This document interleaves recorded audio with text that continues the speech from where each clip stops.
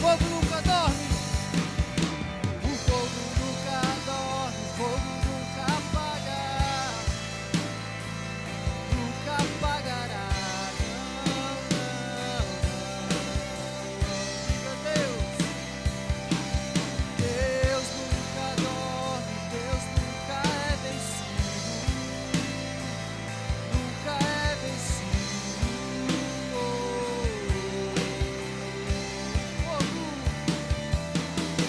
O fogo nunca dorme, o fogo nunca apaga. Nunca apagará. Não, não, não. Deus nunca morre, Deus nunca é vencido. Nunca é vencido.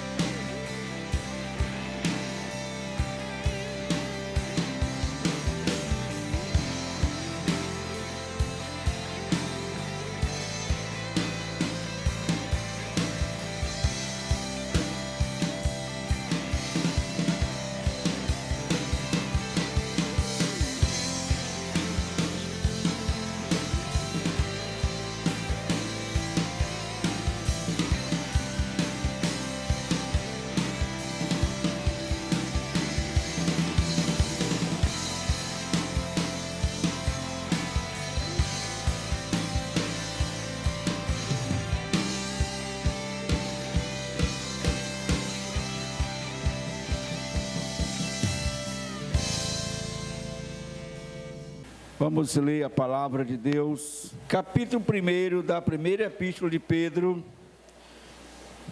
começando pelo versículo 18. Versículo 18. Sabendo que não foi mediante coisas perecíveis, como prata ou ouro, que vocês foram resgatados da vida inútil que seus pais lhes legaram, mas pelo precioso sangue de Cristo, como de um cordeiro sem defeito e sem mácula. Ele foi conhecido antes da fundação do mundo, mas foi manifestado nestes últimos tempos em favor de vocês. Por meio dele vocês creem em Deus, o qual o ressuscitou dentre os mortos e lhes deu glória, para que a fé e a esperança de vocês estejam em Deus. Amém? Meus amados irmãos, o texto que nós lemos aqui no versículo 20 é que eu quero chamar a sua atenção. Ele foi conhecido antes da fundação do mundo. Amém? Recite comigo essa frase. Ele foi conhecido antes da fundação do mundo. Glória a Deus. Graças a Deus, meus amados, que nós temos a Bíblia Sagrada em nossas mãos, à nossa disposição. E a palavra é verdadeira, glória a Deus.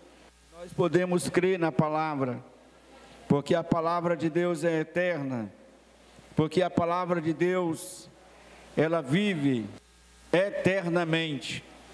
E enquanto as pessoas do mundo falam de outros que se dizem senhores, que se dizem fundadores de religião, e as pessoas até acreditam e oferecem sacrifícios, nós, como crentes em Jesus, nós estamos servindo a um Deus poderoso, maravilhoso. Servimos a um Jesus que nos dá a certeza de que Ele é diferente. a diferença entre Jesus e os demais líderes e fundadores de religião. A diferença que há entre Jesus e outros líderes, fundadores de religião. Irmãos, a diferença é de anos-luz. É algo assim muito distante da realidade. Nós temos um Jesus que a Bíblia diz que ele foi conhecido antes da fundação do mundo. Glória a Deus. Glória a Deus. Com a queda do homem lá no Jardim do Éden, Deus criou um plano, Deus criou um projeto de salvação, de redimir, para redimir o homem, para resgatar a sua criação. Com a queda do homem, Deus criou o homem perfeito, Deus criou o homem para viver eternamente, Deus criou o homem, seres humanos, o homem e a mulher, para lhe adorar. Mas com a queda do homem, com o pecado, quando chegou o pecado, aí o que nós vamos ver é que Deus criou um projeto para redimir. O homem era o homem criado para Deus. Ele estava vivendo no jardim de Deus. E agora o pecado separa o homem de Deus e leva o homem para longe de Deus. No seu pecado, na sua desobediência, o ser humano só se distancia de Deus. Mas agora Deus criou um plano, um projeto para redimir, ou seja, para readquirir o homem de volta. Redimir é readquirir, porque o homem se perdeu, o homem fugiu, o homem foi para longe de Deus. E agora Deus readquire novamente, traz o homem, resgata o homem de volta. E aí nós vamos entender, meus amados irmãos, a grande diferença entre Jesus e todos os demais que já passaram por essa vida e até quiseram se apresentar como remidor, como resgatador, como salvador. Fundaram religiões, viveram filosofias de vida, mas a diferença entre eles e Jesus é de anos-luz. Há uma grande diferença entre os que quiseram ser, se propuseram ser, e esse que foi conhecido antes da fundação do mundo. Você que já leu a história, que conhece um pouco da história da religião e de líderes religiosos, você já leu alguma coisa sobre Buda? Antes dele nascer? Você já leu alguma história, alguma coisa sobre Confúcio? Sobre Allan Kardec? Antes do nascimento deles? Não existe. Não existe a história deles antes deles nascerem para a humanidade. Eles se apresentaram após o nascimento, com uma certa idade, claro. Se apresentaram como grandes líderes, como filósofos, se apresentaram como fundadores de religiões, mas antes do seu nascimento não teve história para eles. Enquanto Jesus, que às vezes as pessoas criticam-nos por dizermos que somos adoradores de Jesus, que seguimos a Cristo, a história de Jesus não começou com o seu nascimento. Glória a Deus. Glória a Deus. Eis aí a primeira grande diferença entre o nosso Senhor, Salvador e todos os demais. Pedro diz que ele foi conhecido, que Jesus foi conhecido antes da fundação do mundo. E no livro de Gênesis, capítulo 3, e o versículo 15, a palavra nos diz, meus amados irmãos, sobre a primeira profecia, sobre o nascimento de Jesus, sobre a vinda de Jesus. Jesus é eterno, não tem começo, não tem fim. Ele é o alfa, Ele é o alfa e o ômega. Então, há uma grande diferença entre Jesus, que tem uma história na eternidade, que foi conhecido antes da fundação do mundo, para os demais, que nasceram e só depois começaram a contar ou a escrever a sua história. A diferença está na vinda de Jesus, ou seja, o seu nascimento, no seu propósito, na sua vida, na sua morte. Foram preditos e descritos muito tempo antes, a vinda de Jesus. Mas no livro de Isaías, que é o profeta mais messiânico que nós temos, o que mais falou sobre Jesus, nós temos no versículo capítulo 7 e o versículo 14, 7 e 14 de Isaías. Portanto, o mesmo Senhor vos dará um sinal, eis que a virgem conceberá e dará à luz a um filho, e o chamará seu nome, e chamará o seu nome Emanuel. Então nós vamos ver que Isaías, ele estava falando, profetizando sobre o nascimento de Jesus. Portanto, o mesmo Senhor vos dará um sinal, eis que a virgem conceberá e dará à luz a um filho, e o chamará o seu nome Emanuel. E vamos entender que Isaías viveu aproximadamente 750 anos antes do nascimento de Jesus. Então Jesus tem a sua história predita e escrita, meus amados irmãos, de uma maneira extraordinária. Somente Deus poderia fazer como fez em relação ao nosso Cristo. Por isso, não tenha dúvida da sua salvação. A nossa salvação não está assegurada, garantida, através de um homem qualquer, ou através de um personagem que a sua história foi sendo escrita na proporção que ele viveu. Não, o teu Salvador, o nosso Salvador, teve a sua história predita e escrita antes que ele nascesse. Isaías 9 e 6, porque um menino nos nasceu, e um filho se nos deu, e o principado está sobre os seus ombros, e se chamará o seu nome maravilhoso, Conselheiro, Deus forte, Pai da eternidade e Príncipe da paz. Glória a Deus. Você deve glorificar esse Deus. Você deve ser grato ao Senhor. Você deve ter certeza, firmeza em relação à sua salvação, porque ninguém nessa vida nasceu semelhante a Jesus. Ninguém. Lucas capítulo 1 e o versículo 27, você vai ver como Lucas descreve o nascimento de Jesus.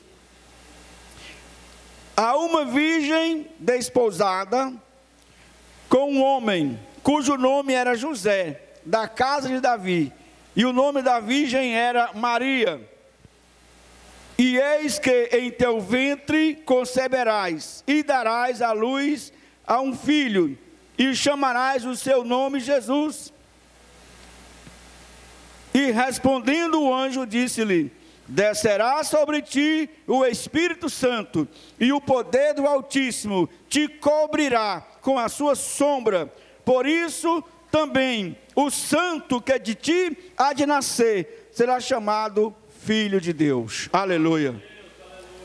Que mãe teve esse privilégio de ter um filho que não teve a junção humana? Não foi preciso o auxílio do homem, não teve relações sexuais para que viesse fecundar, para que viesse nascer. Glória a Deus. Não existe história parecida. E isso aqui foi antes de Jesus nascer.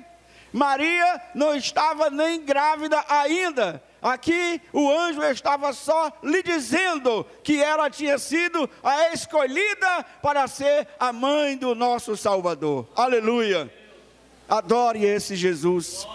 Seja fiel a Ele, sirva-o com alegria.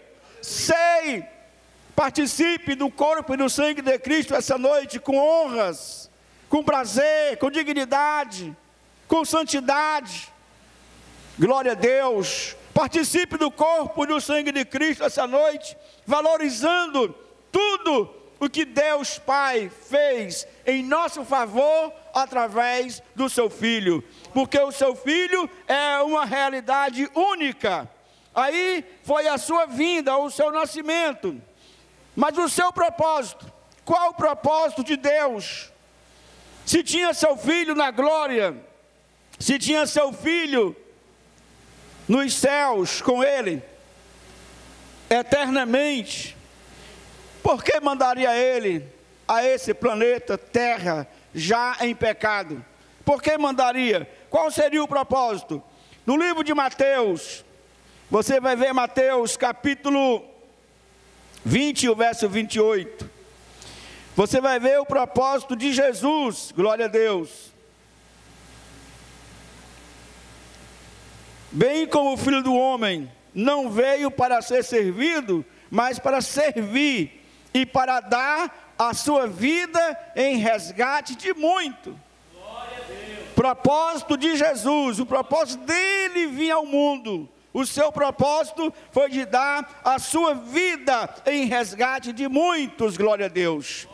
Ele não veio aqui para viver como rei, ele não veio aqui para viver como filho de Deus, pois a Bíblia diz que ele, sendo Deus, não usurpou ser igual a Deus, mas ele se esvaziou e obedeceu o projeto de Deus para nos dar salvação, e se humilhou na forma de homem, e se achado na forma de homem, ele se humilhou até a morte, e a morte de cruz. Então o propósito do Senhor, meus amados irmãos, o propósito de Jesus está nascendo nesse mundo, foi simplesmente, unicamente para nos redimir, glória a Deus, para nos dar o direito de voltarmos para os céus, de vivermos eternamente com o Senhor. Unicamente esse foi o propósito dele. Lucas 4:43, ele porém lhes disse: também é necessário que eu anuncie a outras cidades o evangelho do reino de Deus, porque para isso fui enviado. As pessoas só são salvas, nós só somos salvos após ouvirmos o evangelho. A Bíblia diz que a fé vem pelo ouvir, e o ouvir a palavra. O evangelho, disse Paulo, é poder de Deus e salvação para os que crerem. Então Jesus veio para anunciar o reino de Deus. Ele veio para anunciar essa palavra viva, poderosa, que transforma vidas. O propósito dele está em Lucas também, 19:10. Quando alguém o criticou porque estava com Zaqueu, ele foi muito claro ao falar do propósito que ele tinha de estar nessa vida, nesse mundo, porque o Filho do Homem veio buscar e salvar o que se havia perdido, glória a Deus. Propósito maravilhoso, irmãos, propósito único de redimir, de readquirir, de trazer de volta a cada um de nós para Deus. No começo era apenas um menino trabalhando com seu pai. Era só um carpinteiro que pregava sobre salvação e paz. Ele andava pelo mar da Galileia, com seu jeito amoroso de falar. Mas aquele carpinteiro pregador começou a incomodar. Suas mãos curavam cegos e aleijados e saravam corações. Muitos pobres eram bem alimentados alimentados pelas multiplicações. Os necessitados vinham aos seus pés, esperando o milagre conseguir. E com isso os inimigos levantaram e vieram lhe ferir. De repente o carpinteiro aparece, carregando uma cruz pelo caminho. Já não era um carpinteiro, era apenas um cordeiro tão sozinho. Vai acontecer milagre.